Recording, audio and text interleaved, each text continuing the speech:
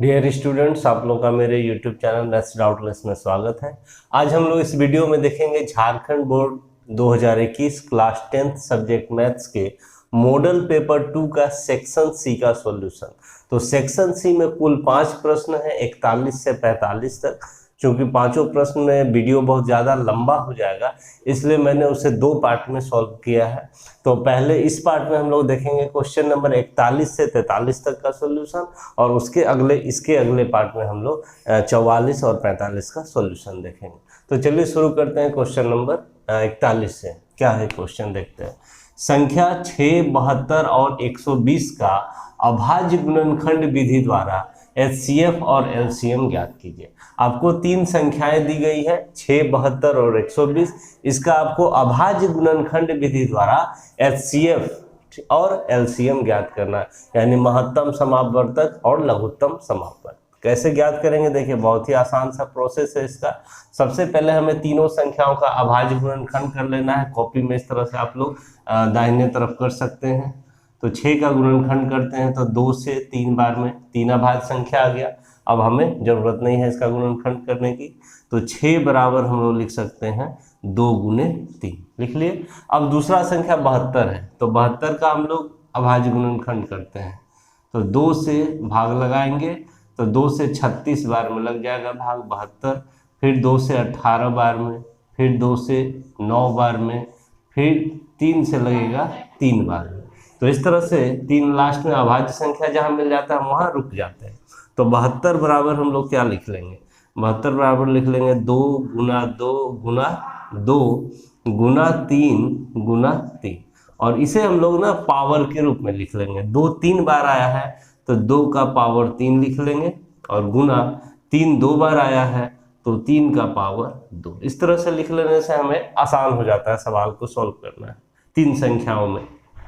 फिर 120 का अभाज्य गुणनखंड कर लीजिए। तो 120 का अभाज्य गुणनखंड में क्या क्या आएगा, देखिए।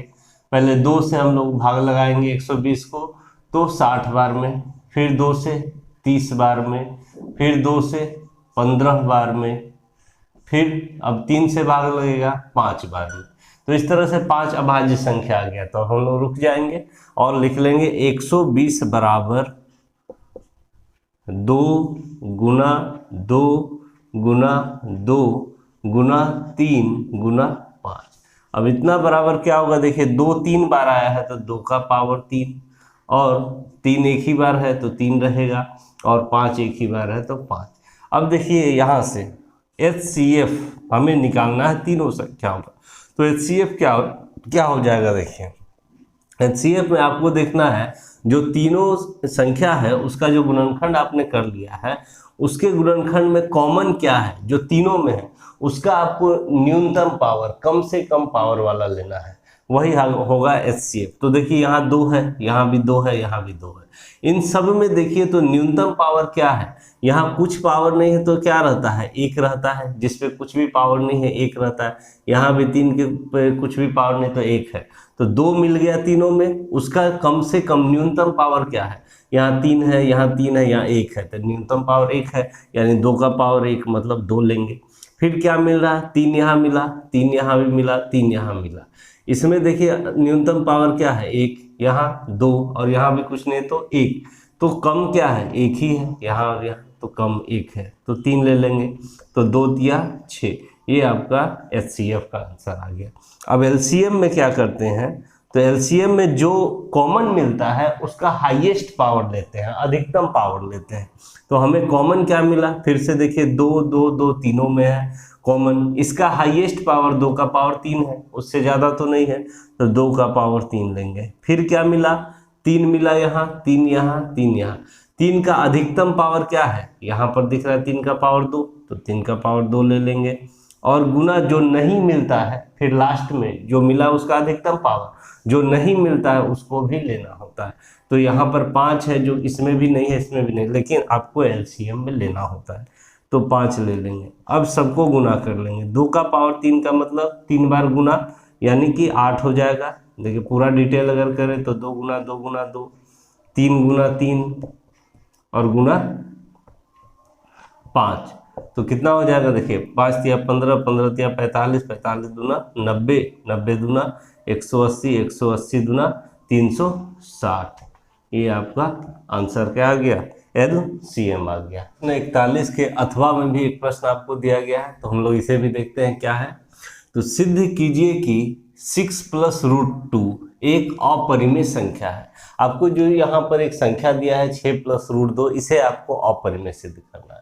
तो देखिए कोई भी संख्या आपको इस तरह का दिया रहे, एक परिमेय और अपरिमेय के कॉम्बिनेशन से बना हुआ संख्या, जैसे कि √2 + 5 या 5 - √2 या √5 6√5, ये सब एक परिमेय संख्या और एक अपरिमेय संख्या, जिसमें प्लस माइनस या मल्टीप्लिकेशन या डिवाइड ही रह जाए, जैसे 2/√3।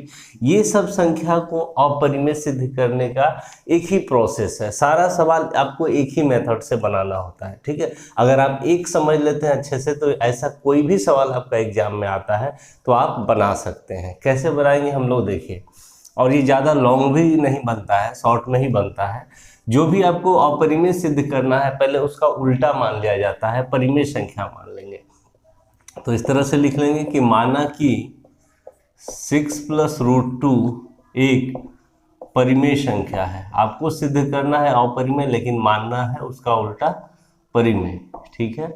मान लिए हम लोग एक परिमेय संख्या है। तब क्या लिखेंगे देखिए, तब क्या लिखेंगे, अगर कोई भी संख्या परिमेय संख्या है तो हम लोग जानते हैं कि उसे हम लोग p/q के रूप में लिख सकते हैं या a/b के रूप में लिख सकते हैं। जैसे कोई भी परिमेय संख्या का रूप कैसा होता है, p/q, जहाँ q ≠ 0, जहाँ p और q पूर्णांक होते हैं। तो इसे अगर परिमेय मान लिए तो ये भी p/q के बराबर होगा। तब हम लोग लिख लेंगे 6 + √2 = p/q लिखे या a/b लिखे, जो भी मर्जी है। अगर p/q लिखना है p/q ही लिख सकते हैं हम लोग। और यहाँ पर बोल देंगे कि जहाँ p और q पूर्णांक है, ये बता दिए, और q 0 नहीं है, ये आपका परिमेय संख्या होता है। तो अब देखिए यहाँ से हमारा काम क्या है, कोई भी संख्या को आप सबसे पहले p/q मानेंगे परिमेय मानने के बाद, और इसके बाद हमारा काम ये है कि इधर जो आपको अपरिमेय संख्या दिया रहेगा रूट के फॉर्म में, उसको आपको बायां तरफ रख लेना है, फ्री करना है, बाकी सबको दाहिने तरफ ट्रांसपोज कर देना है। तो हमें यहाँ पर अपरिमेय संख्या क्या दिख रहा है, √2, तो √2 को हम बाएं तरफ रख लेंगे। ये 6 इधर प्लस में, उसको दाएं तरफ ट्रांसपोज कर देंगे तो माइनस में चला जाएगा, तो p/q -6 हो जाएगा। अब यहाँ आपको q 6 के नीचे कुछ नहीं तो क्या है, 1 है। q और 1 का एलसीएम लेकर के इसे एक लाइन सॉल्व कर लेते हैं हम लोग।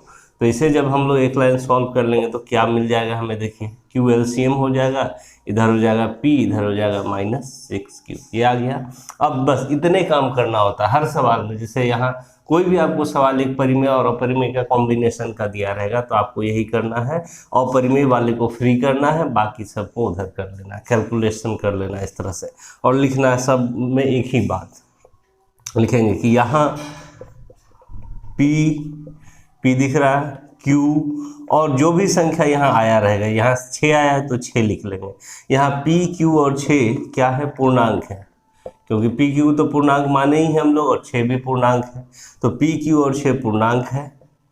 अतः अगर ये सब पूर्णांक है और पूर्णांक का सॉल्यूशन p/q के ही रूप में है, कोई भी संख्या यहाँ रखेंगे, यहाँ q की जगह कुछ रखेंगे और यहाँ भी q, तो ये सोल्व करके क्या p/q के ही रूप में आएगा, और p/q के रूप में आएगा तो परिमेय संख्या ही होगा।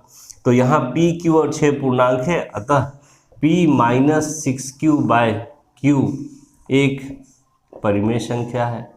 लिख लेंगे हम लोग, एक परिमेय संख्या है। ये हम लोग क्या किए सिद्ध, कि ये वाला टर्म परिमेय संख्या है। अब देखिए ये परिमेय संख्या है तो उसके ही बराबर में ये है, तो अगर आप दाहिने तरफ वाले चीज को परिमेय सिद्ध करते हैं और जो बराबर है इसके, तो ये भी इस तरह से परिमेय सिद्ध हो गया।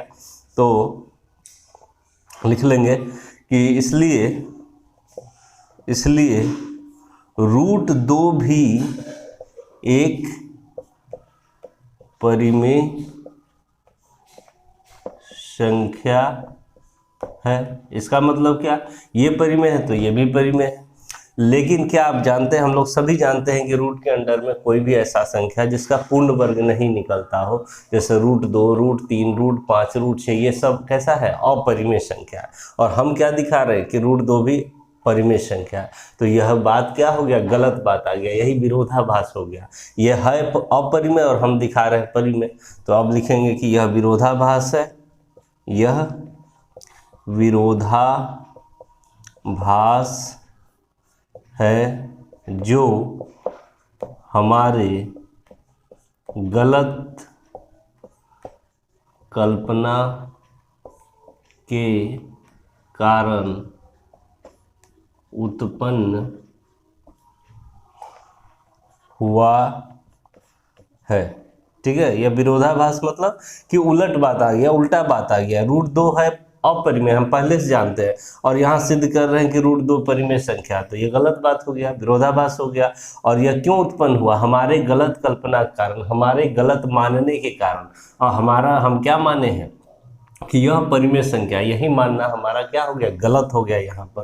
तो अब हम लोग इसके उल्टे बात लिख देंगे कि अतः √2 एक और √2 नहीं, जो आपका सवाल है 6 + √2 एक अपरिमेय संख्या है। यही हो गया आपका सिद्ध हुआ। तो प्रश्न 42 ये है कि विलोपन विधि से हल कीजिए।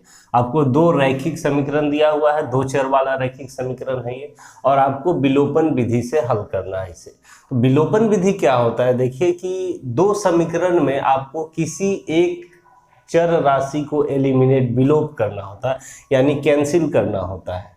या तो समीकरण को जोड़ करके या घटा करके आपको करना होता है, एक चर राशि को विलोप यानी खत्म। उसके बाद आपका जो दूसरा बचेगा उसका वैल्यू निकल जाएगा, और दूसरे वाले का मान आप किसी एक समीकरण में रखेंगे तो पहले वाले का भी वैल्यू निकल जाता है। यही विलोपन विधि होता है। तो कैसे सॉल्व करते हैं हम लोग, देखिए यहाँ पर आपको समीकरण जो दिया हुआ है उसको लिख लेते हैं, स्टैंडर्ड फॉर्म में है ही, इसे कुछ करना नहीं है। तो 2x + 3y = 13, ये पहला समीकरण हो गया आपका। और दूसरा समीकरण है, आपको इसके नीचे लिख लेना है 4x + 5y = 23। अब आपको यहाँ पर देखना ये है कि हमें अगर एलिमिनेट, विलोप करना है किसका, अगर x को करना है तो x का जो कोफिशिएंट है, गुणांक है, उसको आपको बराबर करना है। अगर y, कोई चाहे कि y को हमें विलोप करना है, y को कैंसिल करना है, तो y के गुणांक को बराबर करना है। तो देखिए यहाँ पर x का गुणांक को बराबर करना ज़्यादा इजी है। क्यों? क्योंकि अगर हम पहले समीकरण को 2 से गुना कर देंगे तो यहाँ 2 दूना 4x और नीचे भी 4x दिया हुआ है, बराबर आ जाएगा और कैंसिल हो जाएगा घटाने पे।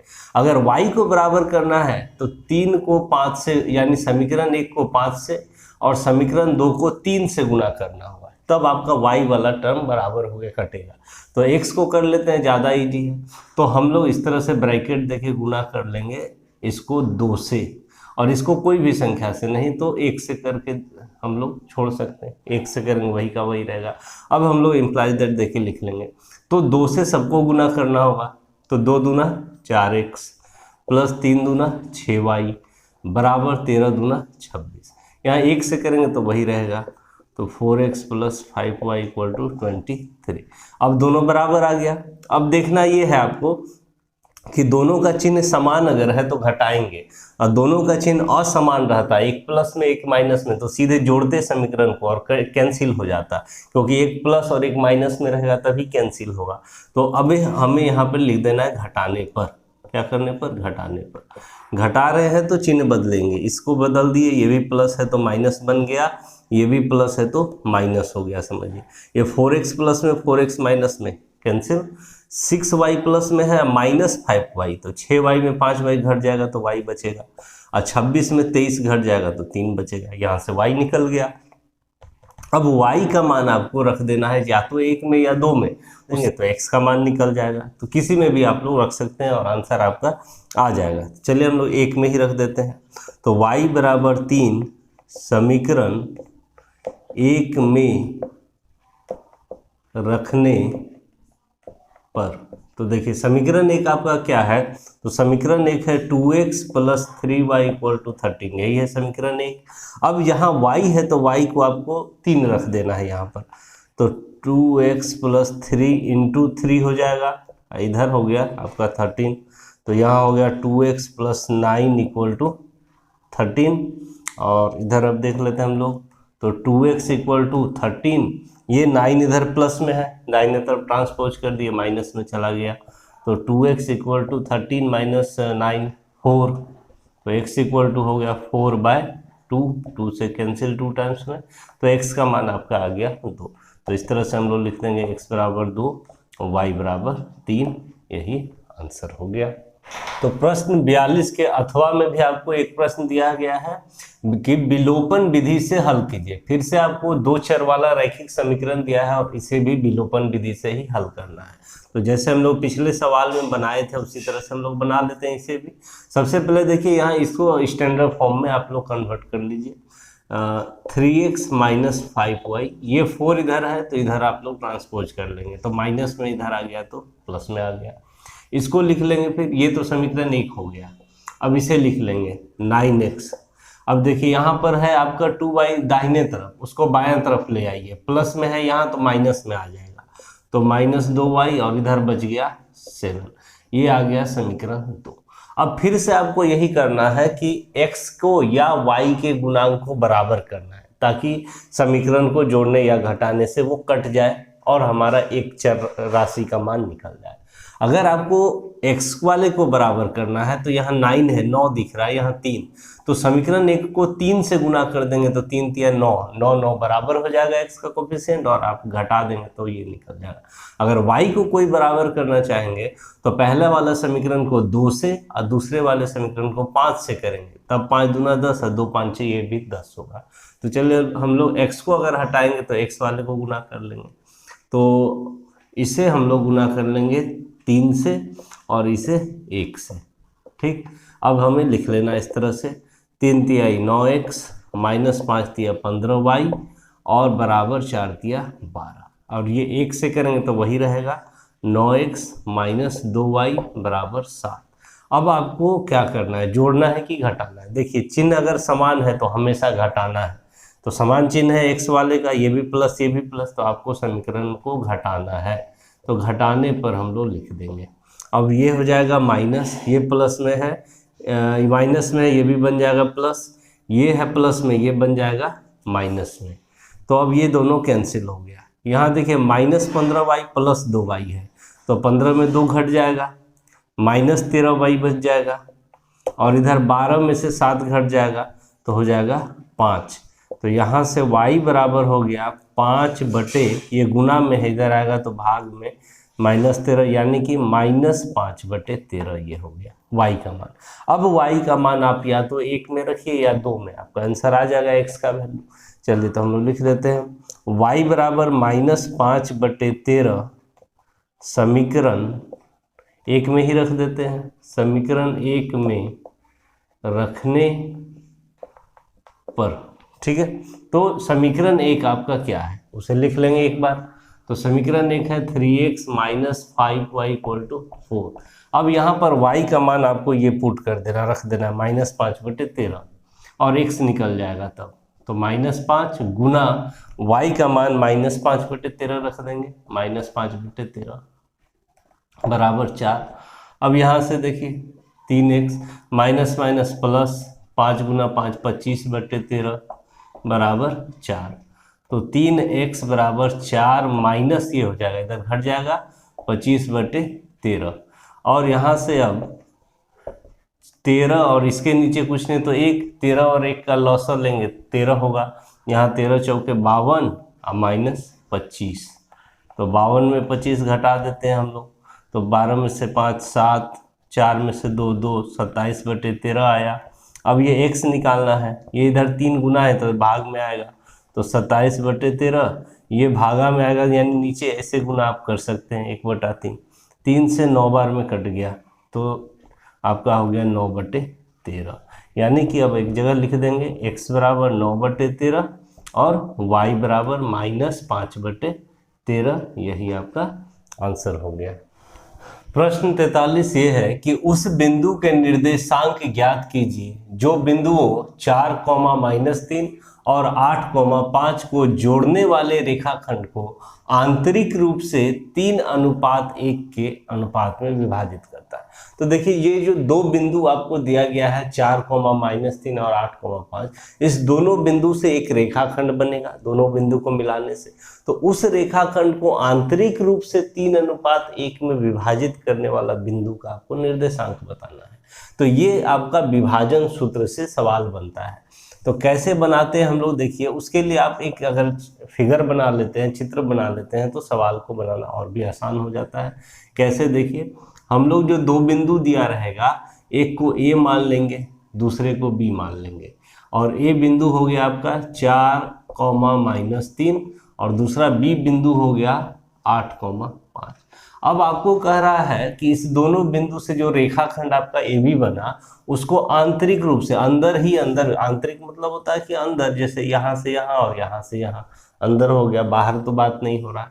तो आंतरिक रूप से विभाजित करना है आपको 3:1 में, तो वो कौन सा बिंदु होगा। तो इधर 3 भाग, इधर 1 भाग, एक अंदाजा कर लीजिए। यहाँ पर आप PXY कर दीजिए, यानी यही वाला बिंदु आप कहेंगे कि इस रेखाखंड AB को 3:1 में विभाजित करता है। और इधर 3 भाग हो गया, इधर 1 भाग हो गया, तो हम लोग 3 को पहला वाला जो दिया रहेगा अनुपात में उसको M1 बोल दीजिए, और दूसरा वाला संख्या को M2 बोल दीजिए। तो M2 हो गया आपका 1, ठीक है, क्योंकि ये फार्मूला में यूज में आता है। तो हम लोग लिख लेंगे, इस तरह से डायग्राम बना लिए।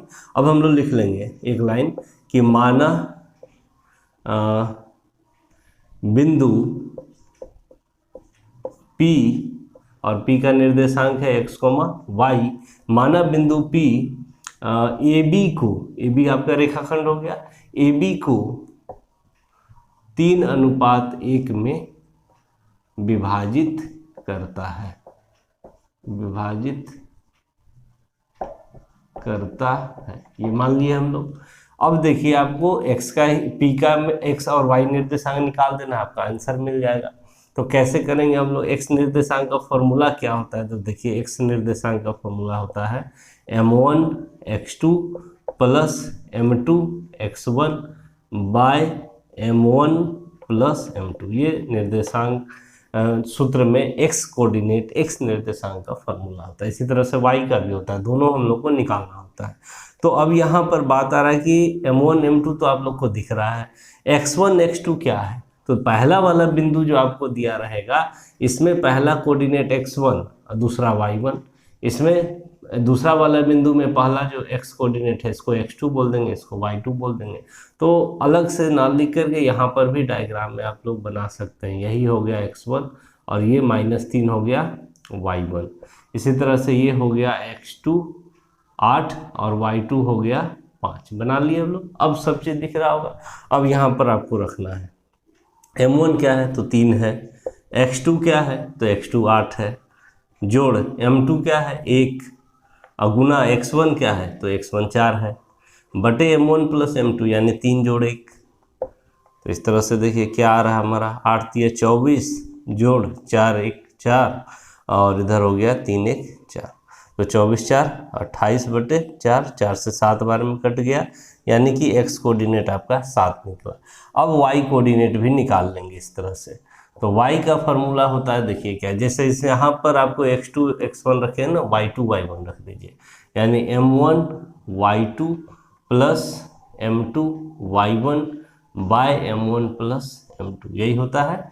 अब हमें फिर से M1 3 है, y2 5 है, M2 1 है और y1 देखिए -3 है, तो -3 ले लिए। M1 प्लस M2 यानी कि 3 जोड़ 1 ले लेंगे। अब इसे सॉल्व कर लीजिए, 5 3 15 प्लस माइनस माइनस 3 हो जाएगा यहाँ, और नीचे हो जाएगा 3 जोड़ 1 4। तो 15 में से 3 घट जाएगा 12, 12 बटे 4, 4 से 3 बार में कट गया तो 3 आ गया। तो आपका x निर्देशांक 7 और y निर्देशांक 3 निकल गया। बिंदु हम लोग माने थे PXY, यानी बिंदु हो गया आपका P 7,3। तो अब लास्ट में एक लाइन हम लोग लिख देंगे सब बनाने के बाद कि अतः अभीष्ट बिंदु जो आपसे पूछा गया था P x, y यानी कि 7,3 है, 7,3 यही है बिंदु, आपका आंसर हो गया। तो 43 के अथवा में भी आपका एक प्रश्न दिया गया है, तो ये भी निर्देशांक ज्यामिति से ही है। तो सवाल देखते हैं क्या है। k का मान ज्ञात कीजिए ताकि तीनों बिंदु संरेखी हो।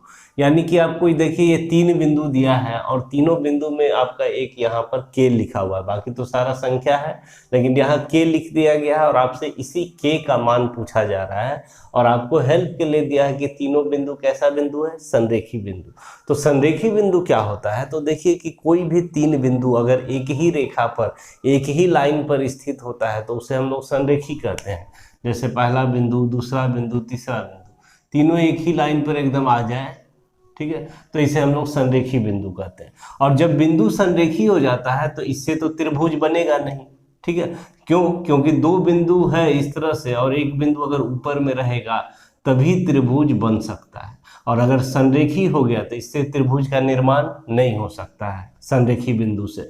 तो आपको संरेखी बोल दिया तो इसका मतलब कि इससे, इस तीनों बिंदु से जो त्रिभुज बनेगा उसका क्षेत्रफल 0 होगा, क्योंकि त्रिभुज ही नहीं बन रहा तो उसका क्षेत्रफल क्या निकलेगा, कुछ नहीं, क्षेत्रफल 0।